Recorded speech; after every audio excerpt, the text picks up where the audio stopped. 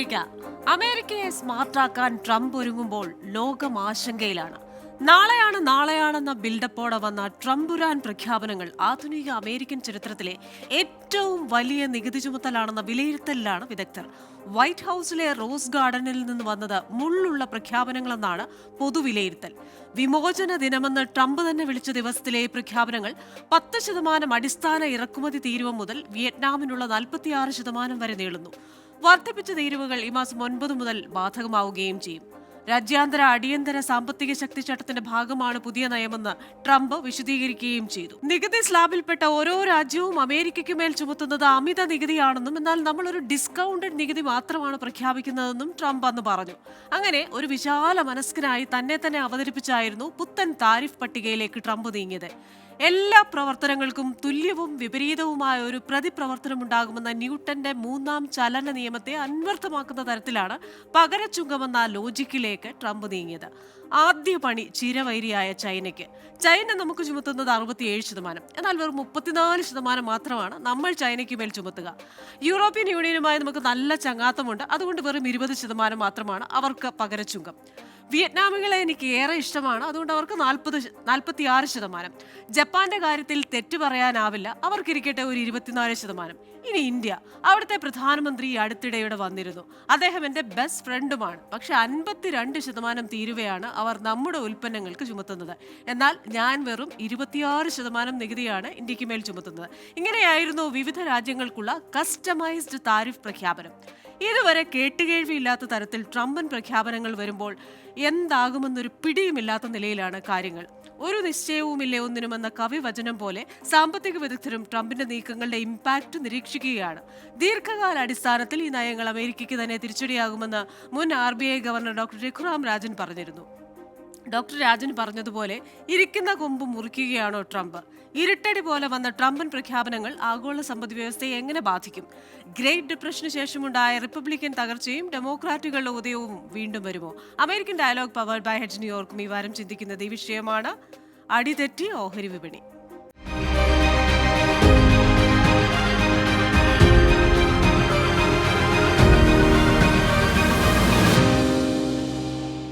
ഇന്നത്തെ എന്റെ അതിഥികൾ ഫൊക്കാന പ്രസിഡന്റും അമേരിക്കൻ പൊളിറ്റിക്കൽ അനലിസ്റ്റുമായ സജിമോൻ ആന്റണി, രാഷ്ട്രീയ നിരീക്ഷകൻ ജിനേഷ് തമ്പി, ടെക്സസ് സ്റ്റേറ്റിനായുള്ള Republican party nominee Dan Mathews എന്നിവരാണ്. എല്ലാ അതിഥികൾക്കും എല്ലാ പ്രേക്ഷകർക്കും American dialogue powered by hedge ന്യൂയോർക്കിലേക്ക് ഒരിക്കൽ കൂടി സ്വാഗതം. അതിഥികളിലേക്കാണ് ആദ്യം ശ്രീ സജിമോൻ ആന്റണിയിലേക്ക്. ശ്രീ സജിമോൻ ആന്റണി, നമ്മളൊരു ഫ്ലാഷ് ബാക്കിലേക്ക് പോവുകയാണെങ്കിൽ കുറച്ച് വർഷങ്ങൾ മുന്നോട്ട് പോയാൽ 1929 ഒക്ടോബർ 29 അതൊരു കറുത്ത ചൊവ്വാഴ്ചയായിരുന്നു. വാൾസ്ട്രീറ്റിലെ ഓഹരികൾ തകർന്നടിയുന്നു. അപ്പോൾ അതിന് കാരണം ഒന്നാം ലോക മഹായുദ്ധമൊക്കെ പിന്നണിയിലുണ്ടെങ്കിൽ പോലും അന്നത്തെ ഭരണകൂടത്തിൻ്റെതായ ചില നയങ്ങൾ, ഡിമാൻഡിലുണ്ടായ പ്രശ്നങ്ങൾ, പ്രൈസിലുണ്ടായ പ്രശ്നങ്ങൾ, ഇതൊക്കെയാണ്. അപ്പോൾ അത് ലോക സമ്പദ് വ്യവസ്ഥയിലേക്കും വളരെ പെട്ടെന്നാണ് ബാധിച്ചത്. അപ്പോൾ ഇതിനെ ഒന്ന് ഓർമ്മിപ്പിക്കുന്ന രീതിയിൽ, അതിൻ്റെ ഒരു പുനരുജ്ജീവനം എന്ന രീതിയിലാണ് ഇപ്പോൾ വരുന്ന ഈ ഒരു പ്രഖ്യാപനവും വാൾസ്ട്രീറ്റിലെ ഒരു തകർച്ചയും ഒക്കെ നമ്മൾ കാണുന്നത്. മാത്രവുമല്ല, അന്ന് റിപ്പബ്ലിക്കൻ പാർട്ടിയുടെ ഒരു ശക്തി ക്ഷയിക്കുകയും ഡെമോക്രാറ്റുകൾ ഉദിച്ചുയരുകയൊക്കെ ചെയ്യുന്നുണ്ട്. ഇപ്പോൾ ഈ ട്രംപൻ പ്രഖ്യാപനങ്ങൾ, അത് വരുത്താൻ പോകുന്ന ആഘാതം ഒരു ദീർഘകാല അടിസ്ഥാനത്തിൽ അതിനെ എങ്ങനെ വിലയിരുത്താം? തീർച്ചയായും ഇതിന് ഒരു ദീർഘകാലമായ ഒരു കുഴപ്പം വരും ഉണ്ടെന്ന കാര്യത്തിൽ ഒരു സംശയവുമില്ല. കാരണം ട്രംപ് പറയുന്നത് tariff tariff tariff, I love tariff. ഡിക്ഷണറിയിലെ ഏറ്റവും ഇഷ്ടപ്പെട്ട പദം എനിക്ക് ടാരിഫാണ്. അതുകൊണ്ട് തന്നെ അദ്ദേഹം കഴിഞ്ഞ 30 വർഷമായിട്ട് 90കളിലെ ചില സ്പീച്ചുകളിൽ, 2000 ചില സ്പീച്ചുകളിൽ, 2016 പ്രസിഡന്റ് ആയിരുന്ന സമയത്തും 2024 സ്പീച്ചുകളിൽ നമ്മൾ ശ്രദ്ധിച്ചു കഴിഞ്ഞാൽ അദ്ദേഹത്തിന് എന്തോ ആ ഒരു വേർഡിനോട് അന്ധമായ ഒരു വിശ്വാസമുണ്ട്. അദ്ദേഹം വിശ്വസിക്കുന്നു ടാരിഫ് ആണ് അമേരിക്കയുടെ എല്ലാ പ്രശ്നങ്ങൾക്കും കാരണം. ടാരിഫ് അത് കറക്റ്റ് ചെയ്യുകയാണെങ്കിൽ അമേരിക്കയിൽ ഇവിടെ ഭയങ്കര ലക്ഷറി ആയിട്ട് ഗോൾഡൻ ഏജ് ആയിരിക്കും വരുന്നത് എന്നുള്ള ഒരു ചിന്തയാണ് അദ്ദേഹത്തിന് ഉള്ളത്. അതിൽ അധിഷ്ഠിതമായിട്ട് തന്നെയാണ് അദ്ദേഹത്തിന്റെ പോളിസിയുടെ ഒരു റിഫ്ലക്ഷൻ നമ്മൾ കാണുന്നത്. ഇപ്പം ക്രിസ്റ്റീന പറഞ്ഞു പോകണമെങ്കിൽ തന്നെ ബേസ് ടാരിഫ് 10% വന്നു, 25% ടാരിഫ് ഓട്ടോമൊബൈൽ റിലേറ്റഡ് ആയിട്ടുള്ള ഐറ്റംസിന് വന്നു. ബാക്കിയുള്ളത് കൺട്രിയോടുള്ള ചെങ്ങാത്തം എങ്ങനെയുണ്ട് എന്ന് നോക്കിയിട്ട് അത് 10% തൊട്ട് 46% വരെ ക്രിസ്ത്യന പറഞ്ഞു പോകുന്നത് തന്നെ ഇന്ത്യക്ക് 26% അങ്ങനെയാണ് നിൽക്കുന്നത്. അപ്പൊ എന്താണ് ഇതിനകത്ത് നേടുന്നത്, അല്ലെ സോഫാർ എന്താണ് നേടിയത് എന്ന് ചോദിച്ചു കഴിഞ്ഞാൽ അതിന്റെ ഔട്ട്കം എന്താണ് എനിക്ക് മനസ്സിലാക്കാൻ കഴിയുന്നത്? $914 ബില്യൺ ഡെഫിസിറ്റ് ആണ് അമേരിക്കയ്ക്ക് മറ്റ് രാജ്യങ്ങളുമായിട്ടുള്ളത്. അപ്പൊ അമേരിക്കയുടെ ഒരു ട്രേഡ് പോളിസി അനുസരിച്ചിട്ട് ഈ $914 ബില്യൺ എങ്ങനെ റിക്കവർ ചെയ്യാം, അല്ലെ അതിനേക്കാളും കൂടുതൽ എങ്ങനെ കവർ ചെയ്യാം എന്നതിന് അധിഷ്ഠിതമായിട്ടാണ് ഈ ടാരിഫിന്റെ ഒരു മരുന്ന് ട്രംപ് പ്രഖ്യാപിക്കുന്നത്. എന്നാൽ ഈ 2-3 ദിവസം കൊണ്ട് ഇക്കണോമിസ്റ്റുകൾ, അല്ലെ ഈ ഇക്കണോമിക്സ് മനസ്സിലാക്കുന്ന ആൾക്കാർ പറയുന്നത് അതിന് വിപരീതമാണ് അതിന്റെ റിഫ്ലക്ഷൻ നമുക്ക് വരുന്നത്. എനിക്ക് മനസ്സിലാക്കാൻ കഴിയുന്നത് ഒരു ആവറേജ് അമേരിക്കൻ ഫാമിലി ഏകദേശം $3000 ഒരു വർഷം ഈ ഒരു ടാരിഫ് കൊണ്ട്, പോളിസി കൊണ്ട് മാത്രം അധികമായിട്ട് അവർക്ക് ഒരു ബാധ്യത വരുമെന്നാണ്. അങ്ങനെയാണെങ്കിൽ 360 മില്യൺ പോപ്പുലേഷൻ ഉള്ള ഈ അമേരിക്കയിൽ ഏകദേശം 1 ട്രില്യന്റെ അധിക നികുതിയാണ് ഈ ഒരു വർഷത്തേക്ക് ഈ ഒരു പോളിസികൾ കൊണ്ട് വരുന്നത് എന്നത് മാത്തമാറ്റിക്കൽ നമ്പേഴ്സ് നമ്മൾ നോക്കുകയാണെങ്കിൽ നോക്കാൻ കഴിയും. അതിന് വേറൊരു അർത്ഥം ഇതാണ്: ഒരു സൈഡിൽ നമ്മൾ 914 ബില്യൺ സേവ് ചെയ്യാൻ ശ്രമിക്കുന്നു, അടുത്ത സൈഡിൽ ഒരു 1 ട്രില്യൺ നമ്മുടെ ഇവിടെ തന്നെയുള്ള ജനങ്ങൾക്ക് അധിക നികുതി ഭാരമായിട്ട് നമ്മുടെ തന്നെ പോക്കറ്റിലേക്ക് പോകുന്നു. അതാണ് നമുക്ക് ഒരു റിഫ്ലക്ഷൻ. രണ്ടാമത്തെ റിഫ്ലക്ഷൻ എന്ന് പറയുന്നത്, ഇന്നലെ സ്റ്റോക്ക് മാർക്കറ്റ് ഡൗ ജോൺസ് ഒക്കെ 4%, 5% ആണെങ്കിൽ ഇന്ന് അതിനേക്കാളും വാശിയോട് കൂടിയാണ് സെൽ ഓഫ് നടക്കുന്നത്. ഒരിടയ്ക്ക് എനിക്ക് തോന്നുന്നത് ഓൾമോസ്റ്റ് 5.8% വരെ ടച്ച് ചെയ്തായിരുന്നു നെഗറ്റീവായിട്ട്. ഇപ്പൊ എനിക്ക് തോന്നുന്നത് അറൌണ്ട് 5%. അപ്പം ഇതിനെ കാണുന്നത് ക്രിസ്ത്യൻ മുമ്പേ പറഞ്ഞു കൊടുക്ക് 1914, 1924 ഒന്ന് ചിന്തിക്കുകയാണെങ്കിൽ അന്നത്തെ ഏറ്റവും വലിയൊരു ട്രേഡ് ഓഫ് എന്ന് പറയുന്നത് 25% ആയിരുന്നു. ഇപ്പൊ 2 ദിവസം കൊണ്ട് തന്നെ ഏകദേശം 9% അല്ലെങ്കിൽ 10% അടുത്തു എന്ന് കാണാൻ പറ്റും. അതിലേക്ക് ഈക്വൽ ആക്കി ഞാൻ പറയുന്നത്. ഞാൻ പറയാൻ ആഗ്രഹിക്കുന്നത്, എന്താണോ നമ്മൾ സേവ് ചെയ്യാൻ ആഗ്രഹിക്കുന്നതോ എന്നാൽ അതിലും കൂടുതൽ നഷ്ടപ്പെടുന്നതാണ് നമുക്ക് ഇവിടെ കാണുന്നത് എന്ന് ഒന്ന്. രണ്ടാമത്തേത്, അമേരിക്കയാക്കിയത് കഴിഞ്ഞ 80 വർഷമായിട്ട് ഈ foreign European unions, Canada, Australia അങ്ങനെയുള്ള നമ്മുടെ അമേരിക്കക്കാരോടൊപ്പം നിന്ന് പ്രവർത്തിക്കുന്ന ഒത്തിരി രാജ്യങ്ങളുണ്ടായിരുന്നു. ആ രാജ്യങ്ങൾക്കൊക്കെ ഉള്ള ഒരു എതിരായ ഒരു പോളിസിയിലേക്കാണ് പോകുന്നത്. എവിടെയോ അമേരിക്ക സെൽഫ് ഇൻഫ്ലിക്റ്റഡ് വൂണ്ടിലേക്കാണ് പോകുന്നത്. എവിടെയോ അമേരിക്ക ഒരു സെൽഫ് ഐസൊലേഷനിലേക്കാണ് പോകുന്നത്. ഇതിന്റെ ആവശ്യം ഇവിടെ ഉണ്ടോ എന്ന് ചോദിച്ചു കഴിഞ്ഞാൽ അമേരിക്കൻ ഇക്കണോമി ആരൊക്കെ എന്തൊക്കെ പറഞ്ഞു കഴിഞ്ഞാലും ഫാക്ച്വലി പറയുവാണെങ്കിൽ, നമ്മൾ ഇൻഡിപെൻഡന്റ് ആയിട്ട് പറയുവാണെങ്കിൽ, ഇവിടെ ഒരു ഇമിഗ്രേഷന്റെ പ്രശ്നം ഉണ്ടായിരുന്നു, ഒരു കുത്തഴിഞ്ഞ ഇമിഗ്രേഷൻ സിസ്റ്റം ഉണ്ടായിരുന്നു. ആ ഒരു സബ്ജക്റ്റിൽ ട്രംപ് വിജയിക്കുന്നു. എന്നാൽ അടുത്ത ഇമ്പോർട്ടന്റ് വിഷയമായ ഇക്കണോമി, ഇൻഫ്ലേഷൻ, ഇങ്ങനെയുള്ള കാര്യങ്ങളിൽ ട്രംപ് സോഫാർ ഈ ഒരു അഡ്മിനിസ്ട്രേഷൻ പരാജയപ്പെടുന്നതായിട്ടാണ് നമുക്ക് കാണുന്നത്. അതിന്റെ ഒരു റിഫ്ലക്ഷനും കൂടിയാണ് 2-3 പേരുടെ വേർഡുകൾ ഞാൻ ഇപ്പോൾ കോട്ട് ചെയ്യാൻ ആഗ്രഹിക്കുന്നു. ജിം ക്രാമർ, CNBCയുടെ ഹോസ്റ്റ്, പറഞ്ഞതും ട്രംപിന്റെ ഫ്രണ്ടുമാണ്. അദ്ദേഹം പറഞ്ഞത്, I feel like A sucker. And I quote his words, by the way. Jerome Powell ഇപ്പോഴത്തെ ഫെഡ് ചെയർമാൻ ആണ്. അദ്ദേഹം പറഞ്ഞത്, അവർ എക്സ്പെക്ട് ചെയ്തതിനേക്കാളും വേ എഹെഡിലായിട്ട് ട്രംപ് ടാരിഫ് മേളിൽ പോയി നിന്നു. അതുകൊണ്ട് വലിയൊരു ക്വസ്റ്റ്യൻ മാർക്കറ്റാണ് അദ്ദേഹം നിർത്തിയിരിക്കുന്നത്. അതുപോലെ തന്നെ റിപ്പബ്ലിക്കൻ പാർട്ടിക്കും ഡെമോക്രാറ്റിക് പാർട്ടിയുടെ സമയത്തും ഫെഡ് ചെയർമാനായിട്ട് ഇക്കണോമിക്സിൽ വിദഗ്ധനായിരിക്കുന്ന ലാരി സമർ പറഞ്ഞിരിക്കുന്നത്, I feel this is utter nonsense എന്നുള്ളതാണ് അദ്ദേഹം പറഞ്ഞിരിക്കുന്നത്. അപ്പം നമ്മുടെ ഈ ഒരു പോയിന്റിലേക്ക് ഇത് നമുക്ക് ഗുണമാണ് ദോഷമാണ് എന്നുള്ളത് വരും കാലങ്ങളിൽ വലിയൊരു ക്വസ്റ്റ്യൻ മാർക്ക് ആയിരിക്കും. As of now, as we speak, as we discuss, this is a self inflicted wound.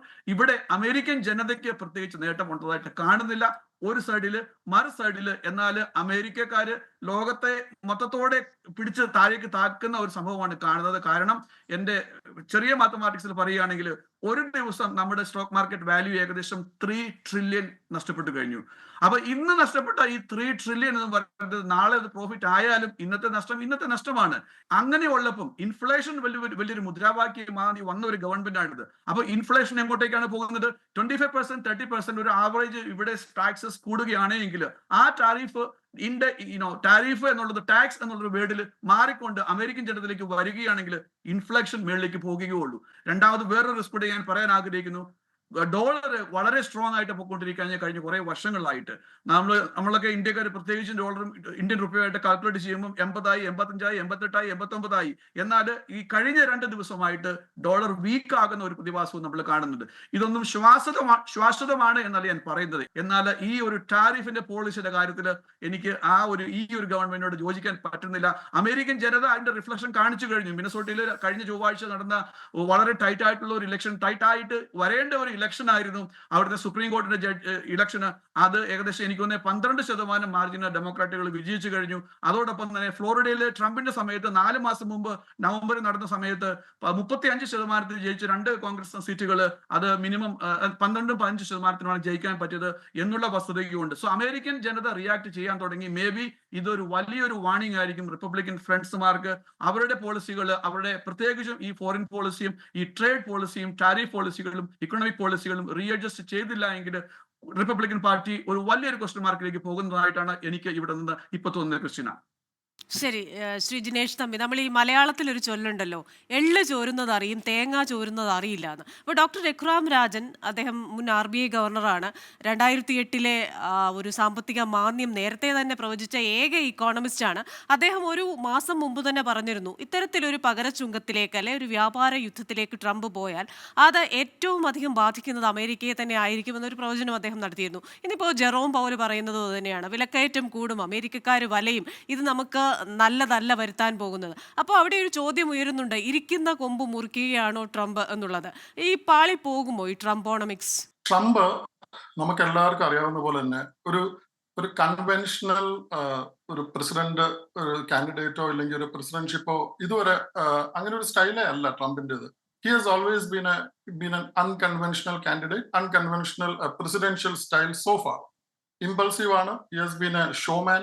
നമുക്ക് എല്ലാവർക്കും അറിയാം, ട്രംപ് കാൻഡിഡേറ്റ് ആയിരുന്ന സമയത്ത് വളരെ വീരോചിതമായിട്ടൊരു പ്രഖ്യാപനം നടത്തി. അതായത്, ഞാൻ പ്രസിഡന്റ് പദവിയിലേക്ക് 2ാമത് തിരഞ്ഞെടുക്കപ്പെടുകയാണെന്നുണ്ടെങ്കിൽ റഷ്യ യുക്രൈൻ യുദ്ധം അത് ഒരു ദിവസം കൊണ്ട് തന്നെ അവസാനിപ്പിക്കും. അതുപോലെ തന്നെ പശ്ചിമേഷ്യയില് ഇസ്രായേൽ ഹമാസ് യുദ്ധവും ഉടനടി അദ്ദേഹത്തിന്റെ പ്രസിഡന്റ്ഷിപ്പിൽ അവസാനിപ്പിക്കും എന്നൊക്കെയുള്ള വാഗ്ദാനങ്ങളാണ് ഈ സെക്കൻഡ് ടേം പ്രസിഡൻസിയിലോട്ട് വരുന്നതിന് മുമ്പ് ട്രംപ് പറഞ്ഞത്. പക്ഷെ ഇപ്പോൾ നമുക്കറിയാം വസ്തുതകൾ. അതായത്, the war in Russia is far from over. In Israel Hamas യുദ്ധവും അവസാനിക്കുന്നതിന്റെ യാതൊരു ലക്ഷണവും കാണുന്നില്ല. പക്ഷെ അദ്ദേഹം ഇവിടെ പുതിയൊരു യുദ്ധം തുറന്നു വെച്ചിട്ടുണ്ട്, അതായത് A global trade war. Trump അതിനെ വിശേഷിപ്പിച്ചത് അമേരിക്കയുടെ ലിബറേഷൻ ഡേ എന്നാണ്. ട്രംപ് വിശേഷിപ്പിച്ചത് ഇതൊരു ഡോക്ടറൊക്കെ ചെയ്യുന്ന പോലെ തന്നെ അമേരിക്കൻ എക്കോണമിക്ക് ആവശ്യമായിരുന്ന ഒരു ചെറിയൊരു സർജറി എന്നാണ്. അതുപോലെ തന്നെ ട്രംപ് വളരെ പ്രസിദ്ധമായിട്ട് വേറൊരു പ്രഖ്യാപനം കൂടി നടത്തിയിട്ടുണ്ടായി. അദ്ദേഹം പറഞ്ഞു, the American economy is going to boom in a short time. നമുക്ക് എല്ലാവർക്കും അറിയാവുന്ന പോലെ തന്നെ അമേരിക്ക 33 ട്രില്യൺ ഡോളറോടുകൂടി ലോകത്തിലെ ഏറ്റവും വലിയ എക്കോണമിയാണ്. ഏതാണ്ട് ലോകോത്തര GDP-യുടെ 26% കൺട്രോൾ ചെയ്യുന്നത് അമേരിക്കയാണ്. 1930-കളിലെ കണക്ക് നോക്കുമ്പോൾ, അതായത് കഴിഞ്ഞ ഏതാനും 100 വർഷത്തിനിടയിൽ അമേരിക്ക ഇമ്പോസ് ചെയ്യുന്ന ഏറ്റവും വലിയ ഒരു ടാരിഫ് റേറ്റ് ആണ് ഇപ്പോൾ US പ്രസിഡന്റ് നടപ്പാക്കാനായിട്ട് ശ്രമിക്കുന്നത്. ഇപ്പൊ ലോകോത്തര വിപണിയിൽ നമ്മൾ നോക്കുമ്പോൾ, അത് യൂറോപ്യൻ മാർക്കറ്റ് ആവട്ടെ, അത് ഏഷ്യൻ മാർക്കറ്റ് ആവട്ടെ, US മാർക്കറ്റ് ആവട്ടെ, ദ സ്റ്റോക്സ് ഹാവ് പ്ലഞ്ച്ഡ്. ഇപ്പോ സജിമോൻ ആന്റണി പറഞ്ഞ പോലെ തന്നെ ഡോളറിന്റെ പ്രത്യേകിച്ചും ഇന്ത്യൻ റുപ്പിയായിട്ടുള്ള എക്സ്ചേഞ്ച് റേറ്റിൽ നമ്മൾ വളരെ ശക്തമായിട്ട് നിലകൊണ്ടിരുന്നത് ഇപ്പോൾ കഴിഞ്ഞ 2 ദിവസമായിട്ട് താഴോട്ട് പോയിക്കൊണ്ടിരിക്കുകയാണ്. ഇവിടുത്തെ പ്രസിദ്ധമായിട്ടുള്ള ഇൻവെസ്റ്റ്മെന്റ് ബാങ്ക് JP മോർഗൻ ചേസിന്റെ കണക്ക് പ്രകാരം ഈ വർഷം അമേരിക്കയിൽ റിസഷൻ വരാനായിട്ടുള്ള സാധ്യത ഏതാണ്ട് 60% ആയിട്ടാണ് നിലകൊള്ളുന്നത്. അത് മാത്രമല്ല, ഇപ്പോ ഇരിക്കുന്ന കൊമ്പ് മുറിക്കുകയാണ് എന്ന് ചോദിക്കുകയാണെന്നുണ്ടെങ്കിൽ ഒറ്റയടിക്ക്, അതായത് ട്രംപ് സെക്കൻഡ് പ്രസിഡൻഷ്യൽ ടേമിലോട്ട് വന്നപ്പോൾ അദ്ദേഹം അമേരിക്കയുടെ ഒരു ജിയോ പൊളിറ്റിക്കൽ അലയൻസിൽ വലിയൊരു റീഓർഡർ ആണ് നടത്തി വരുന്നത്. അതായത് റഷ്യയുടെ അടുത്തുള്ള ഒരു അലയൻസ് ആയിട്ട്, റഷ്യയുടെ അടുത്തുള്ള ഒരു ചങ്ങാത്തമായിട്ട്, അത് അമേരിക്കക്കാർക്ക് വിശ്വസിക്കാൻ പോലും പറ്റാത്ത ആ രീതിയിലുള്ള ഒരു അലയൻസ് ആയിട്ട് മുന്നോട്ട് പോകുന്ന ട്രംപ് ഇപ്പൊ അതുപോലെ തന്നെ ഈ ഒരു ടാരിഫ് ഇംപ്ലിമെന്റ് ചെയ്തുകൊണ്ട്, ഒരു ട്രേഡ് വാർ ഇംപ്ലിമെന്റ് ചെയ്തുകൊണ്ട്, അതും ആരും പ്രതീക്ഷിക്കാത്ത രീതിയിലാണ്. ചക്ക് സ്കൂമർ, അദ്ദേഹം സെനറ്റ് മൈനോറിറ്റി ലീഡറാണ്.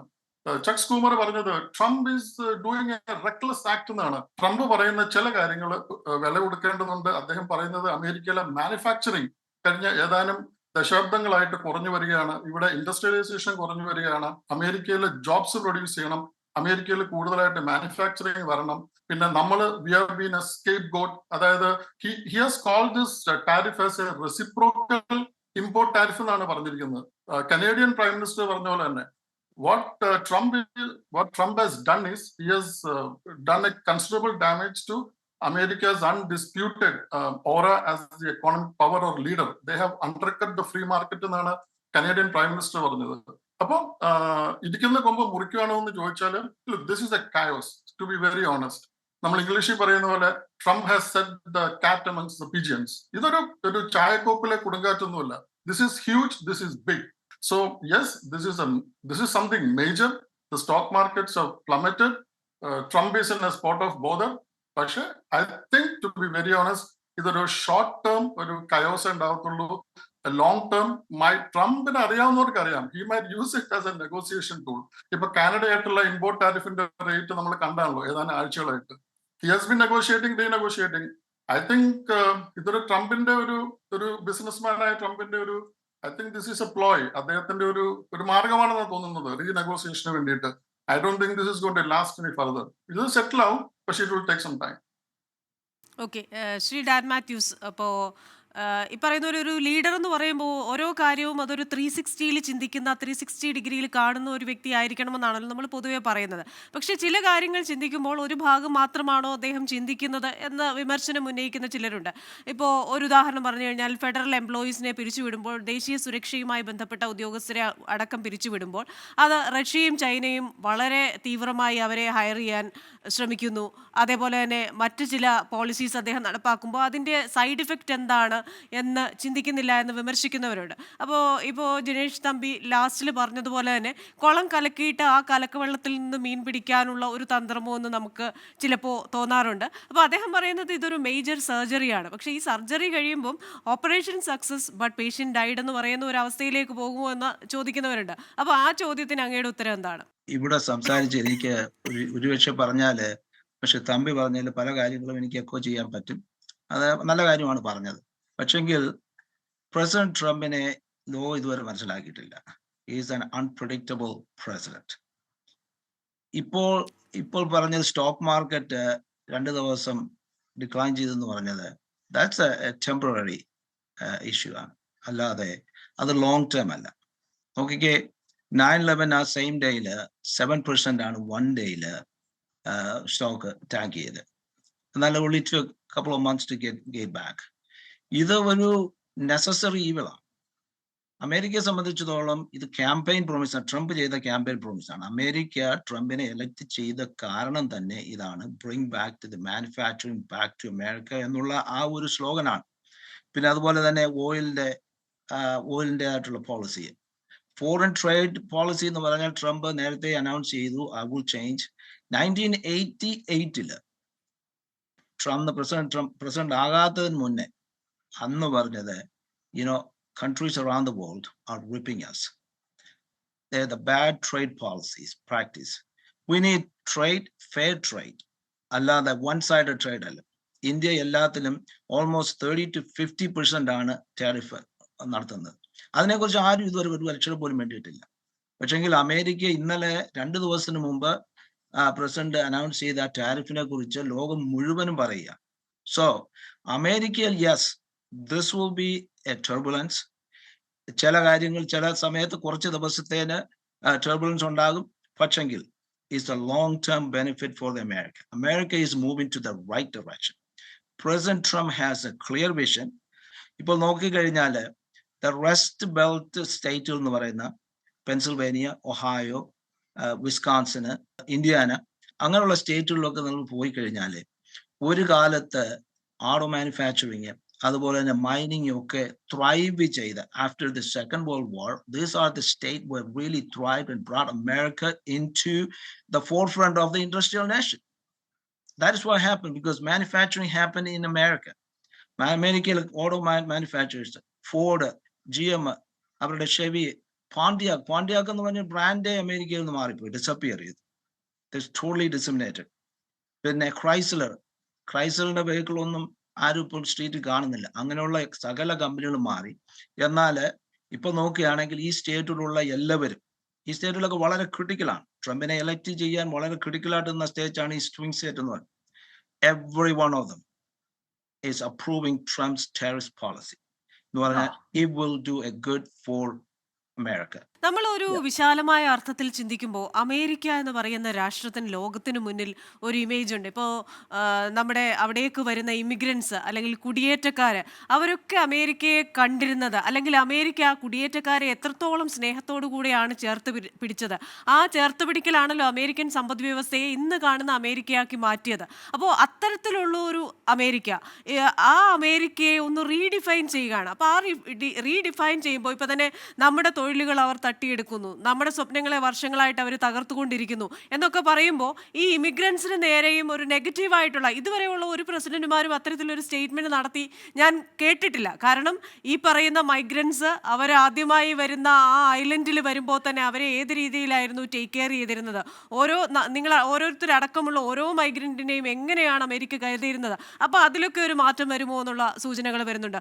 മറ്റൊന്ന്, ഈ പറയുന്ന UN അതിൻ്റെ ഏജൻസികളിലേക്കൊക്കെയുള്ള ഫണ്ടിങ്, സൗത്ത് ആഫ്രിക്ക പോലെയുള്ള രാജ്യങ്ങളിലേക്കുള്ള ഫണ്ടിങ് ഒക്കെ പിൻവലിക്കുന്നു. അപ്പോൾ പലപ്പോഴും ഈ ഏജൻസികളെല്ലാം അമേരിക്കയ്ക്ക് ഒരു മേൽക്കോയ്മ നൽകിയിരുന്നത്, അല്ലെങ്കിൽ അമേരിക്ക പറഞ്ഞത് ലോകം കാതോർത്തിരുന്നത് അമേരിക്കയുടെ ഈ സഹായഹസ്തം കൊണ്ട് തന്നെയാണ്. അപ്പോൾ ഇതെല്ലാം പിൻവലിച്ച് കഴിയുമ്പോൾ അത്തരത്തിലുള്ള ആ ഒരു ഇമേജ് അമേരിക്കയ്ക്ക് മൊത്തത്തിൽ നഷ്ടപ്പെടില്ലേ? അപ്പോൾ ഈ പറയുന്ന സാമ്പത്തികമായ കാര്യങ്ങൾ എന്ന് പറയുന്നതിലുപരിയായി രാഷ്ട്രീയമായും അമേരിക്കയുടെ ഒരു മുഖഛായയ്ക്ക് അല്ലെങ്കിൽ ഒരു പ്രതിച്ഛായയ്ക്ക് കോട്ടം തട്ടില്ലേ? മാത്രവുമല്ല, ഈ പറയുന്നത് ഈ വിമോചന ദിനം എന്നൊക്കെ പറഞ്ഞ് എല്ലാവർക്കും ഒരേപോലെ താരിഫ് പ്രഖ്യാപിക്കുകയൊക്കെ ചെയ്യാതെ ഓരോ രാജ്യങ്ങൾക്കും ഓരോ സമയത്ത് ആ രാജ്യങ്ങളെ മാത്രം അറിയിച്ചത് ചെയ്തിരുന്നെങ്കിൽ ഒരുപക്ഷെ ലോകം ഇത്രയും ആശങ്കയിലാകില്ലായിരുന്നല്ലോ. ഇത് ഒറ്റയടിക്ക് ഒരു അമേരിക്കൻ പ്രസിഡന്റ് റോസ് ഗാർഡനിൽ ഒരു പട്ടികയുമായിട്ടൊക്കെ വന്നു നിൽക്കുന്നു, ഇത്രയും പട്ടികകൾ, രാജ്യങ്ങളുടെ പട്ടികകൾ പ്രദർശിപ്പിക്കുന്നു, കാര്യകാരണ സഹിതം അത് വിശദീകരിക്കുന്നു. ഇതിനൊക്കെ പകരം ഓരോ സമയത്തായിട്ട് ഓരോ രാജ്യങ്ങൾക്ക് ചൈനയ്ക്ക് ഇത്ര താരിഫ് എന്ന് പറഞ്ഞ് കൊടുത്തിരുന്നെങ്കിൽ, അല്ലെങ്കിൽ ഒരാഴ്ച കഴിയുമ്പോൾ ഇന്ത്യക്ക് എന്ന് പറയുമ്പോൾ ഈ നിക്ഷേപകരും ലോകവും ഒക്കെ ഇത് എന്താണ്? അപ്പോൾ ഇതിപ്പോൾ ഇവർ ഓരോരുത്തർ അങ്ങോട്ട് തിരിച്ചു ചുമത്തുന്നു, ഇങ്ങോട്ട് തിരിച്ചു ചുമത്തുന്നു. ഇത് ഒരു കൈൻഡ് ഓഫ് വാർ തന്നെയല്ലേ?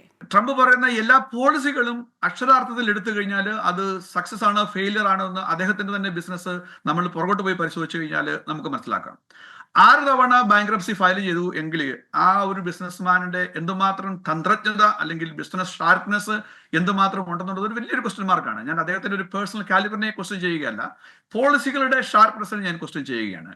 ഒരു ഷോമൻ അല്ല ഒരു ഷോബീസ് പോലെ അല്ല ഈ ഒരു ഫോറിൻ പോളിസി അല്ലെങ്കിൽ ഒരു ഇക്കണോമിക് പോളിസി ഇംപ്ലിമെന്റ് ചെയ്യേണ്ടത്, അല്ലെ പ്ലാൻ ചെയ്യേണ്ടത്. എല്ലാം നമുക്ക് എല്ലാവരോടും വിളിച്ചു പറയാൻ പറ്റത്തില്ല. അതിന്റെ ഒരു എക്സാമ്പിളോട് ഞാൻ പറയാം.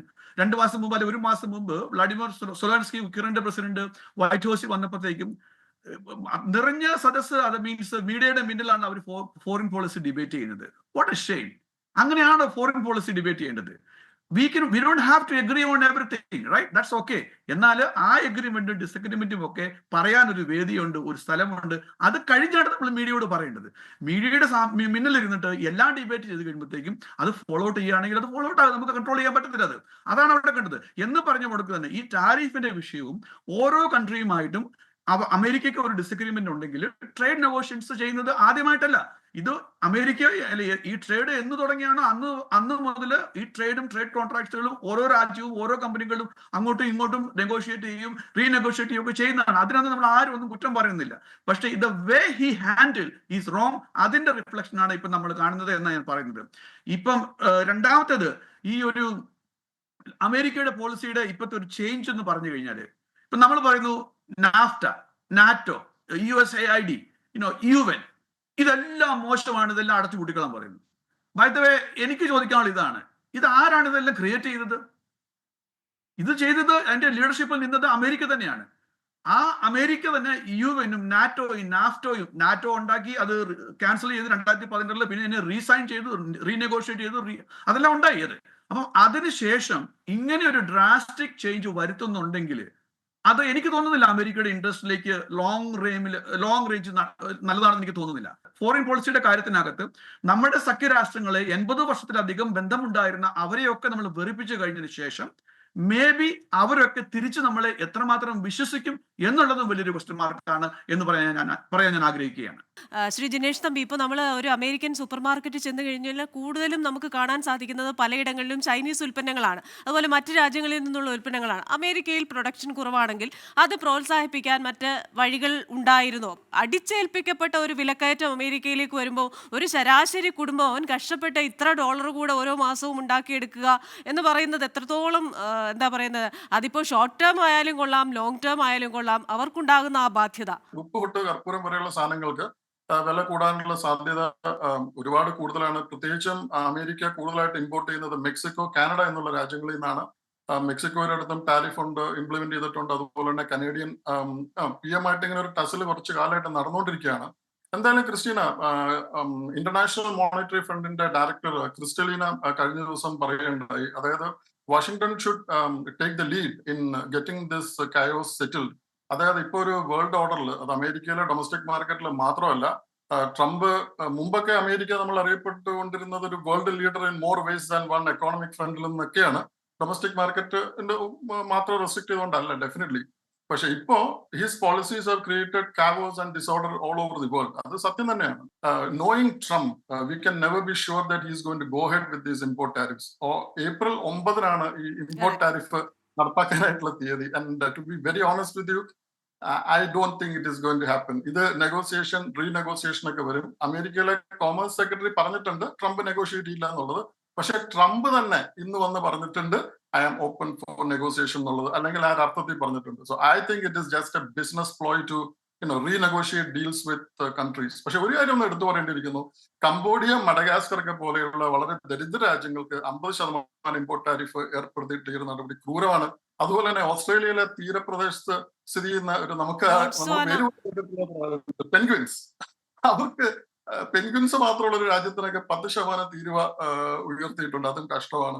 പിന്നെ ഈ പറയുന്ന പോലെ പിച്ചച്ചട്ടിയിൽ കൈയിട്ട് വരുന്ന ഒരു ചിന്തയാണ് അതെന്ന് പറയുന്നവരുണ്ട്. ശ്രീ ഡാൻ മാത്യൂസ്, നമുക്ക് സമയക്കുറവുണ്ട്, കൺക്ലൂഡിംഗ് റിമാർക്സ് വളരെ പെട്ടെന്ന്. അമേരിക്ക ഒരു ആരുടെയും പിന്നെ ചട്ടിയിൽ കൈയിട്ട് വാരാനുള്ള ലക്ഷണമല്ലത്. കാര്യം നോക്കിക്കുക, വേൾഡ് ട്രേഡ് ഓർഗനൈസേഷന്റെ ആ വെബ്സൈറ്റിൽ പോയി നോക്കിക്കഴിഞ്ഞാൽ ഈ റെസിപ്രോക്കൽ ടാരിഫ് എന്ന് പറഞ്ഞാൽ എത്ര % ആണ് ഓരോ രാജ്യവും. ഞാൻ പറഞ്ഞല്ലോ, ഇന്ത്യയുടെ 17% മുതൽ 35% വരെ കഴിഞ്ഞ വർഷങ്ങളായിട്ട് അവരിങ്ങനെ മാനിപ്പുലേറ്റ് ചെയ്തുകൊണ്ടിരിക്കുകയായിരുന്നു. അതിലാണ് ട്രംപ് 26% കഴിഞ്ഞ വർഷത്തെ. ചൈന പോലുള്ള രാജ്യങ്ങളിൽ ഒക്കെ ഇത് ഞാൻ നേരത്തെ പറഞ്ഞതുപോലെ ഫെയർ ട്രേഡ് ആണ് അമേരിക്കയ്ക്ക് വേണ്ടത്. $1.2 ട്രില്യൺ ആണ് ഇവരുടെ ബഡ്ജറ്റ്, ട്രേഡ് ഡെഫിസിറ്റ് കഴിഞ്ഞ വർഷത്തിൽ. കഴിഞ്ഞ 20 വർഷം നോക്കിക്കഴിഞ്ഞാൽ ഓൾമോസ്റ്റ് $15 ട്രില്യൺ ഡെഫിസിറ്റ് ട്രേഡിന് അമേരിക്കയ്ക്കും ലോക രാജ്യങ്ങൾക്കും ഉണ്ടായിട്ടുണ്ട്. എവിടെ നിന്നാണ് ഈ കാശ് വരുന്നത്? അമേരിക്ക, ആൾക്കാർ വിചാരിച്ചിരിക്കുന്നത് അമേരിക്ക ഈസ് ATM മെഷീൻ എന്നാണ്, അല്ലേ? വന്നാല് അത് ഒരിക്കലും അങ്ങനല്ല, ശരിയല്ലത്. അമേരിക്കയ്ക്ക് ഞാൻ പറഞ്ഞതുപോലെ ഇനി നിൽക്കണമെങ്കിൽ, ചൈനയുമായിട്ട് കമ്പീറ്റ് ചെയ്ത് നിൽക്കണമെങ്കിൽ, manufacturing need to be bring back to America.